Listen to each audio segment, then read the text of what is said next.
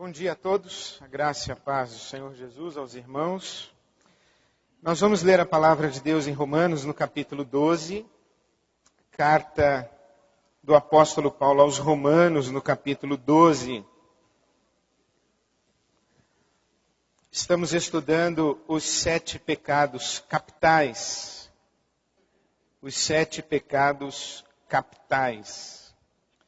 No domingo passado, conversamos a respeito do orgulho e da inveja.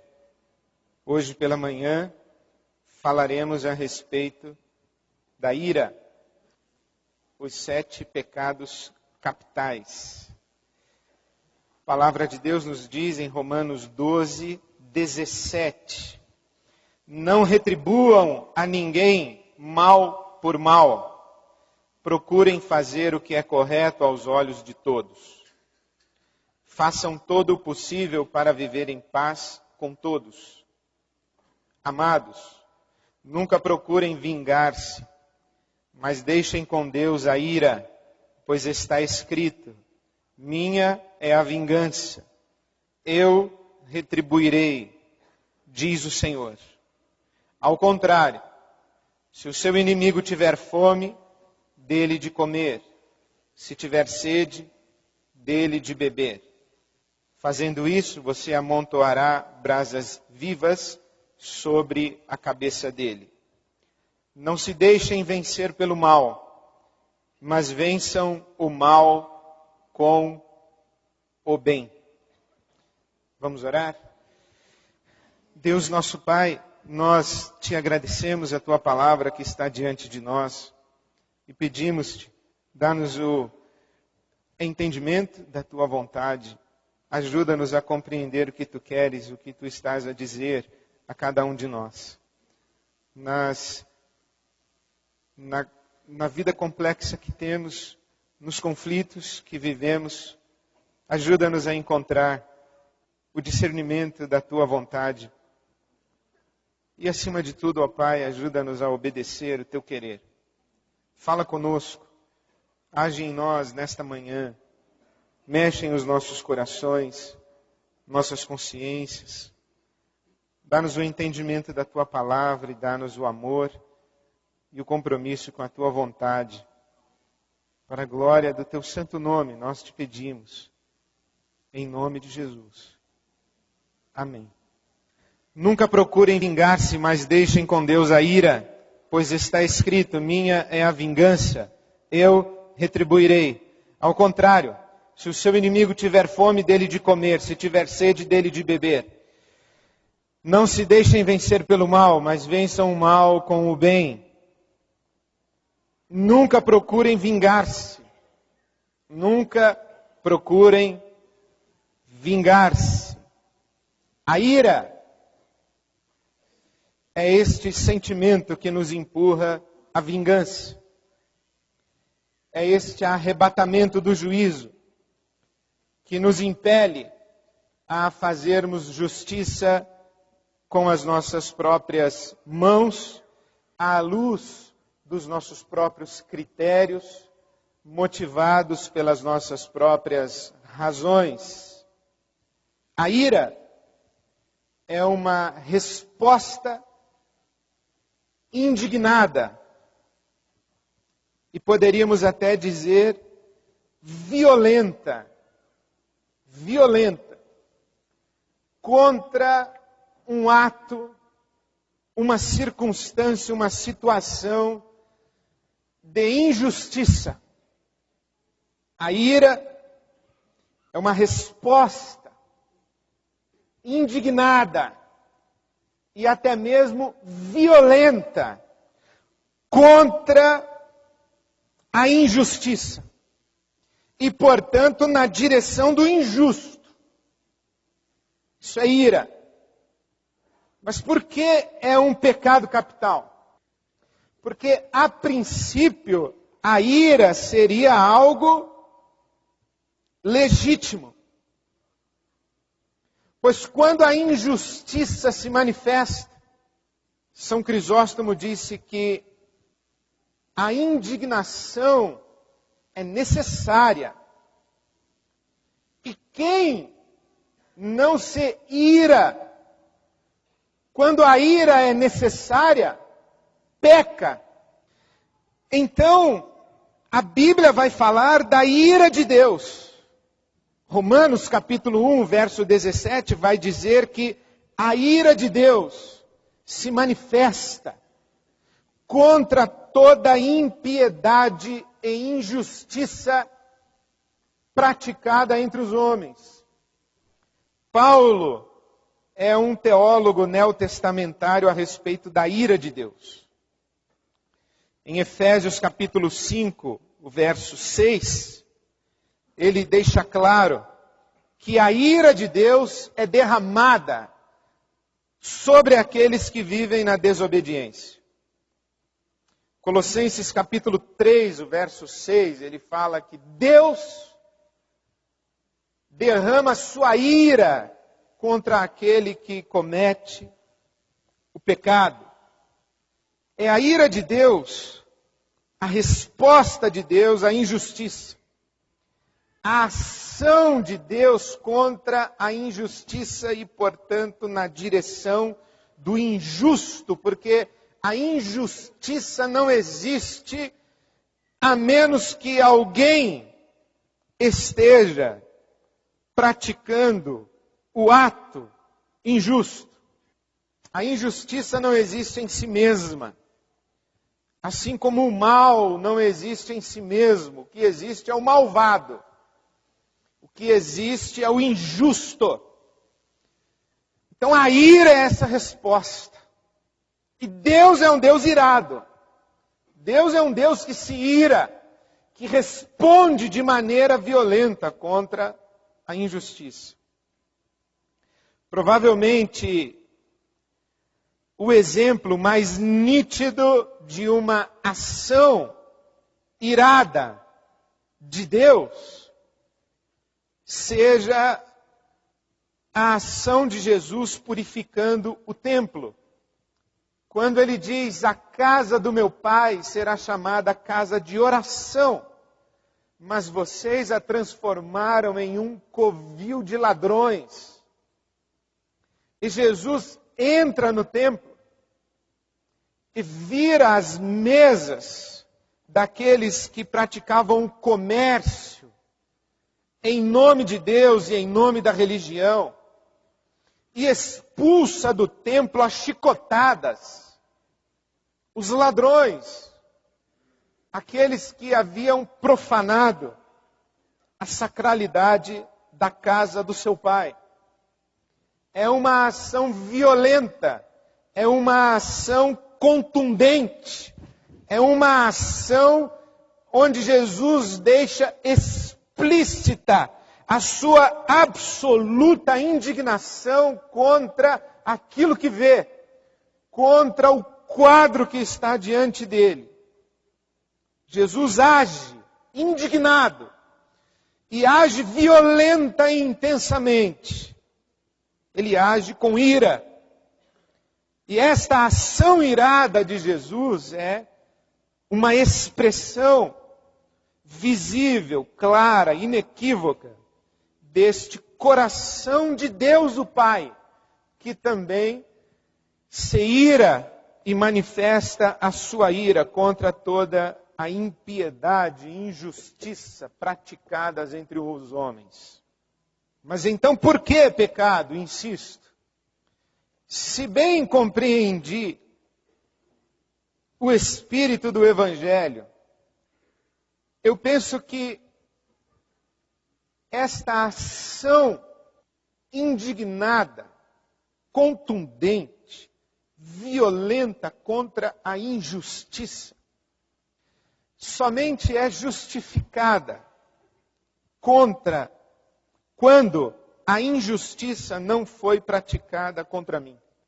Repito, se entendi bem o espírito do Evangelho, a minha ação violenta e contundente, isto é, irada, contra uma injustiça só é legítima quando a vítima é outra pessoa e não eu. Repito, quando você é vítima da injustiça, a ira não é a resposta que você, como cristão, deve dar. Jamais e nunca. Nunca a resposta violenta, contundente. É legítima quando você age em defesa própria. Nunca. Eu repito. Se o injustiçado é você, a ira não cabe como motivação para a resposta. Quando o injustiçado é você, a Bíblia Sagrada diz que você deve virar a outra face. Quando o injustiçado é você, a Bíblia Sagrada diz que você deve pagar o mal que lhe fizeram com o bem. Então a ira é uma resposta à injustiça, desde que o injustiçado não seja eu. Por isso é que a palavra de Deus vai dizer para nós: nunca procurem vingar-se, mas deixem com Deus a ira. E era-me difícil compreender Tiago, capítulo 1, os versos 19 e 20, quando a palavra de Deus dizia: todo homem seja pronto para ouvir, tardio para falar e tardio para irar-se, porque a ira do homem não opera a justiça de Deus. A ira do homem não opera a justiça de Deus. Então Paulo apóstolo está dizendo: a ninguém retribuam mal por mal. Retribuam mal com bem, para que não sejam vencidos pelo mal, mas vençam o mal com o bem. E eu me pergunto, por que não devemos responder com ira quando o injustiçado ou os injustiçados somos nós? Eu penso que basicamente por uma razão simples, porque quando sofremos a injustiça, nós reagimos passionalmente, arrebatados do senso de justiça. A ira cega. Quando nós somos os injustiçados, a nossa resposta não é lúcida. Por quê? Porque a raiva que cresce dentro da gente é aquela raiva que nos avisa que a nossa vontade foi contrariada. A raiva é uma emoção. E ninguém é culpado por emocionar-se. Ninguém é culpado por emocionar-se. Na verdade, a capacidade de emocionar-se é um sintoma de saúde. Quando alguém pratica uma injustiça contra mim e o meu sangue ferve, é sinal de que estou saudável. É sinal de que reconheço minha dignidade. É sinal de que tenho um senso de justiça. E esse sangue ferve. Isso é bom. Por isso é que Paulo, apóstolo em Efésios capítulo 4, ele vai dizer o seguinte: irai-vos, mas não pequeis. O que ele está dizendo é que esse sangue ferve, e quando ferve a gente segura. Não despeja o sangue quente em cima dos outros, segura. E esse ferver do sangue é saudável. O que não é saudável é derramá-lo. Porque quando o sangue ferve e enche a minha cabeça, os estudiosos hoje estão usando uma expressão muito interessante, uma inundação emocional.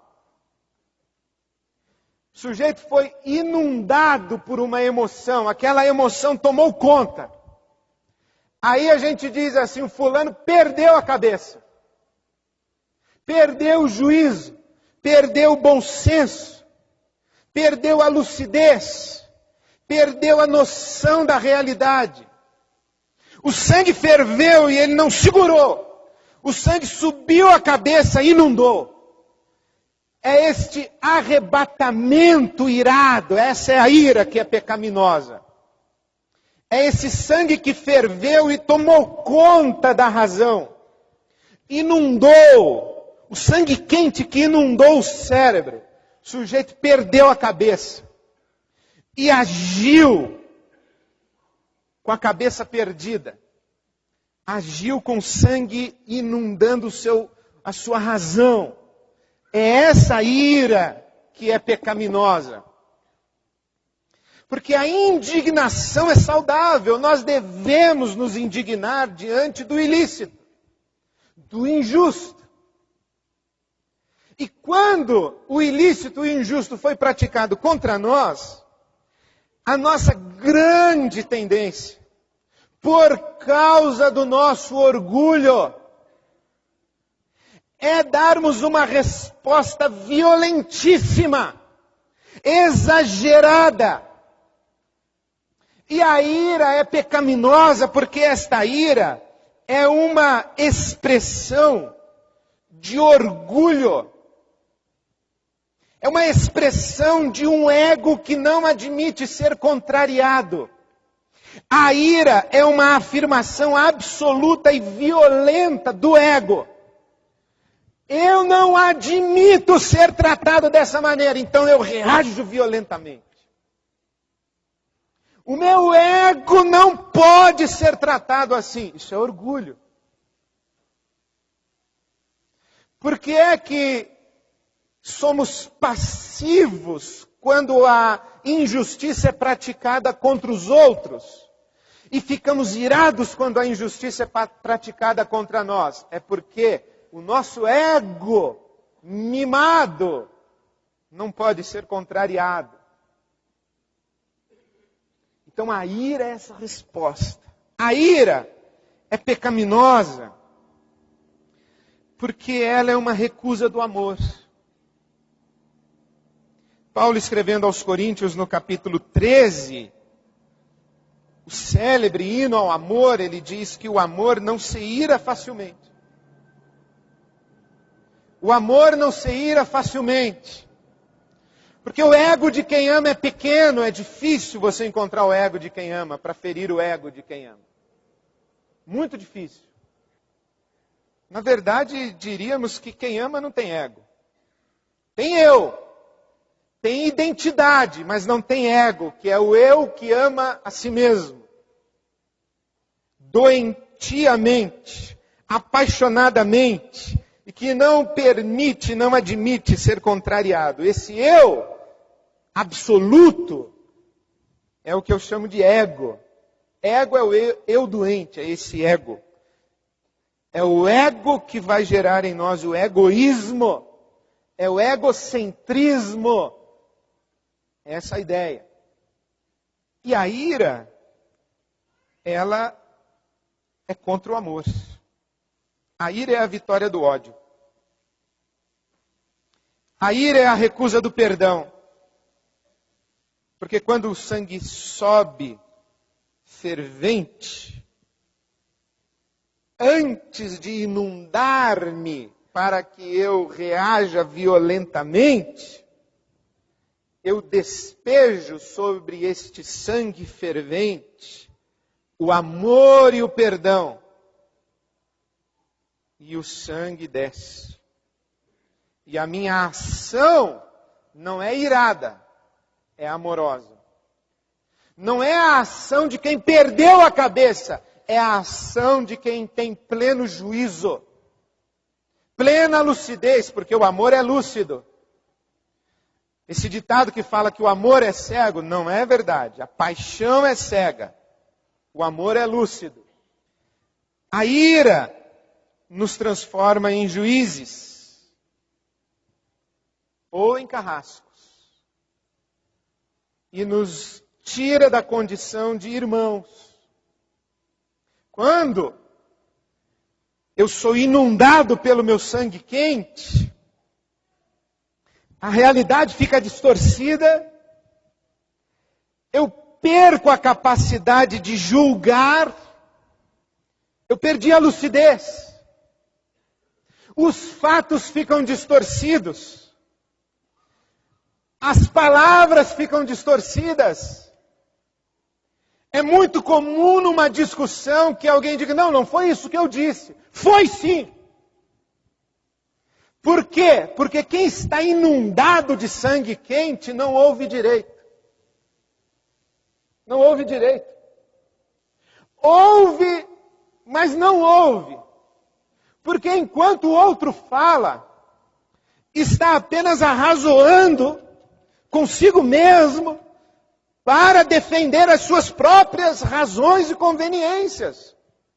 A lucidez, quando vai embora, porque o sangue tomou conta, o sangue quente tomou conta, a gente começa a ler os fatos de maneira distorcida.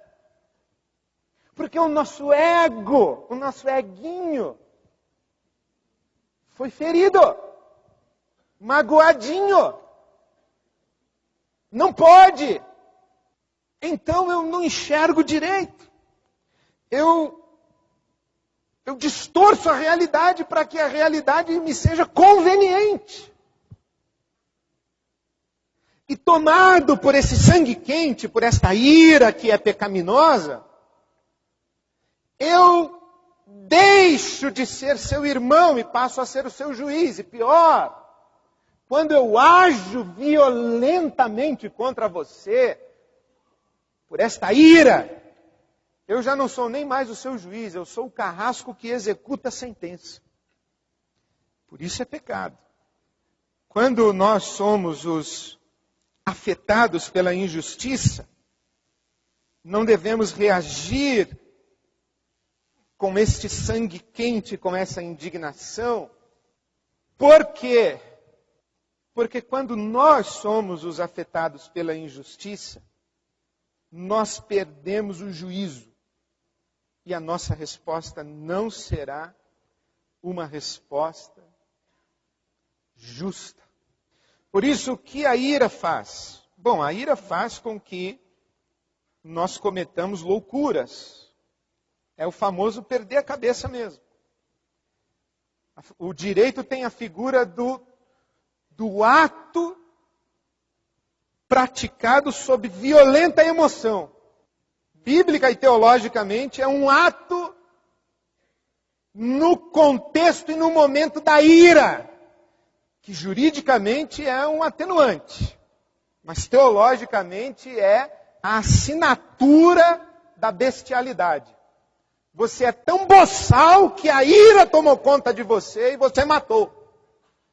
Interessante que na figura jurídica isso atenua. Mas na Bíblia Sagrada isso é a condenação absoluta.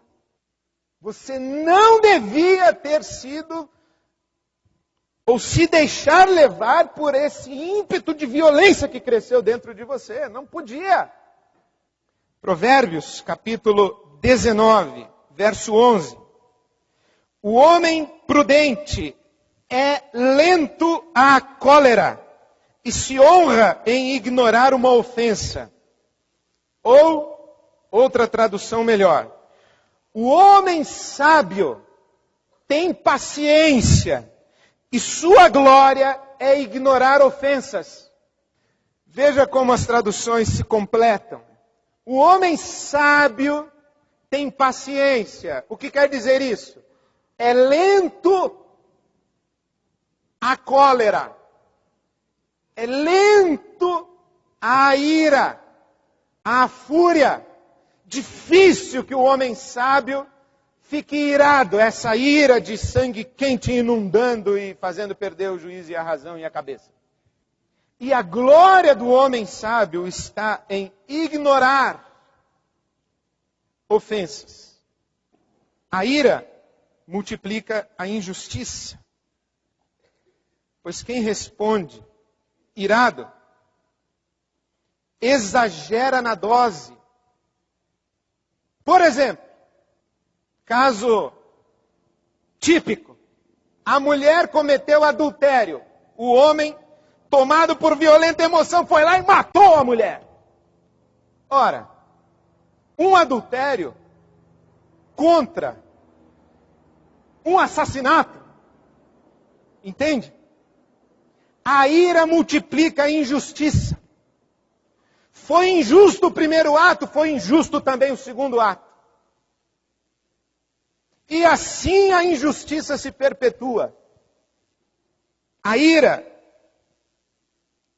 constrói inimizades, promove o rompimento das relações, inviabiliza relacionamentos. A ira despersonaliza o irado. Aos poucos vai se tornando uma pessoa amarga, tomada pelo ódio, pelo ressentimento, pela amargura, pelo desejo de vingança. A ira incapacita a construir relações de longo prazo, porque não há relação de longo prazo quando não existe a capacidade do perdão.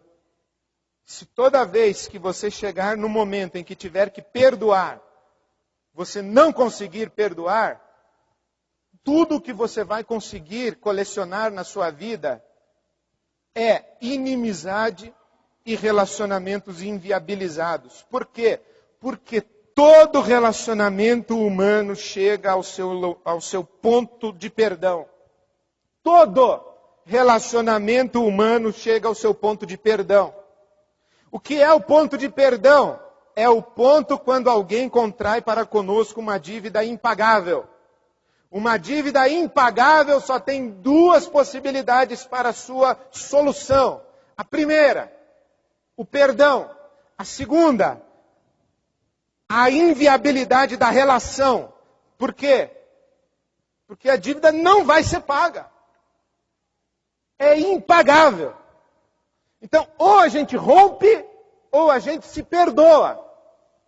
Mas a ira, essa resposta violenta, porque eu fui objeto de injustiça, perpetua a injustiça, inviabiliza relações e me incapacita para os relacionamentos afetivos de longo prazo. Quais são os filhos da ira?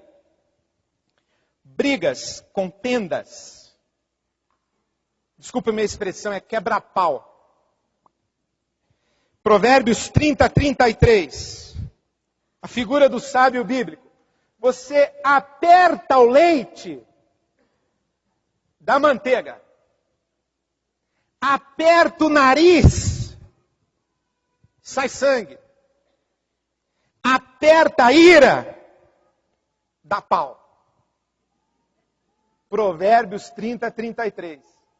E olha que tem gente que é especialista em apertar a ira. Sabe o que é apertar a ira? É o famoso que a gente usa, puxar o elástico. Quando começa, um diz assim, não me provoca, não faça isso, é melhor você parar. Esse é o sábio, né? Que ele é lento à cólera. Ele está lendo jornal, ele fala, para, não faz assim, eu não quero brigar, eu não quero discutir. Mas tem o especialista, a especialista em puxar elástico. Resultado, quando dá pau, o que acontece quando tem um quebra-pau? Acaba com todo mundo machucado. Provérbios capítulo 27, versículo 4. A ira é destruidora. Provérbios 27, 4. A ira é destruidora. A ira é destruidora. E destrói quem? O outro. Claro, destrói o outro. Agora, sabe você que quando você bate em alguém, machuca também a sua mão, né? Bater dói também. Bater dói. Essa brutalidade da luta de boxe, por exemplo, é interessante porque ao final de uma luta, um lutador está cansado não apenas porque apanhou muito, mas está cansado também porque bateu muito. Bater é extenuante. Bater danifica também. Bater estraga, não apenas o outro, mas estraga aquele que também bate. Resultado da ira, briga, gente machucada e desejo de vingança pairando no ar. Por quê? Quem bate esquece, quem apanha não. Não é o ditado popular? Quem bate esquece, quem apanha não esquece. É o famoso, vai ter volta. Vai ter volta. É aquele sentimento de vingança sendo cozido. A vingança é um prato que se come frio. A ira resulta também em assassinato. Ou a versão civilizada do assassinato, o desprezo. Você para mim é nada. Você para mim é ninguém. Ou o que vem de baixo não me atinge. Meu Deus do céu. Meu Deus do céu. O que vem de baixo não me atinge. Finalmente eu encontrei uma explicação que faz sentido para aquela palavra de Jesus no Sermão do Monte sobre chamar o irmão de raca. O que é raca? Jesus fala no Sermão do Monte, todo que chamar o seu irmão de raca. Raca, o que é raca? Você coloca um asterisco e no rodapé você coloca aqueles raio, tal, aquelas coisinhas. Raca deve ser algum impropério assim, mas eu encontrei uma explicação interessante. Um estudioso disse que raca é uma expressão do aramaico, que é o som produzido pela garganta coletando a saliva para cuspir. É raca. É quando você chama o seu irmão de raca. Você coleta o seu irmão na garganta e cospe. É isso. Desprezo. Cuspi você de mim. Cuspi você da minha vida. Você para mim é nada. Ou pior do que nada. Qual é a resposta cristã à ira? Resposta cristã à ira é a mansidão e o espírito pacificador. Os Guinness, que é um teólogo inglês nascido na China, é possível isso, o sujeito é inglês, mas nasceu na China. Ele é filho de missionários ingleses, que estavam na China à época em que ele nasceu. Então ele é um chinês inglês, um inglês chinês. Mas foi criado na Inglaterra, radicou-se nos Estados Unidos. E o Os Guinness, ele diz que os 7 pecados capitais têm como resposta as bem-aventuranças. Para o orgulho e a inveja eu não concordei muito não. Mas para a ira eu concordei sim, porque ele diz, o Os Guinness, que a resposta cristã à ira é a mansidão e o espírito pacificador. Bem-aventurados os mansos e bem-aventurados os pacificadores. E falar de mansidão e de espírito pacificador implica necessariamente falar em perdão, amor aos inimigos e promoção da justiça pelo caminho da paz e da resposta não violenta. Jesus está sempre certo. A história está repleta de ossos esquebradiços, de nações que se recusaram a ouvi-lo. Que nós, do século XX, possamos ouvir e seguir essas palavras, antes que seja tarde demais. Que possamos solenemente perceber que nunca seremos filhos verdadeiros do nosso Pai Celestial, até que amemos nossos inimigos e oremos por aqueles que nos perseguem. O mundo carece de gente bonita, de gente nobre, de gente elegante. O mundo carece de cristãos. Eu espero ser contado entre os cristãos. Eu espero ser capaz e estar sendo capaz de não retribuir o mal com o mal. Não tomar em minhas mãos a vingança pela injustiça cometida contra mim. Eu espero ser capaz de responder com amor, pagar o mal com o bem, para me tornar filho do meu Pai Celestial. Eu espero ser capaz de exercitar a mansidão, ser um pacificador, antes que seja tarde demais. Que o Senhor nosso Deus faça de nós, de fato, este sinal histórico do seu reino, e sejamos capazes de manifestar todo o tempo e em todo lugar a sua bondade e o seu jeito de amar. Amém.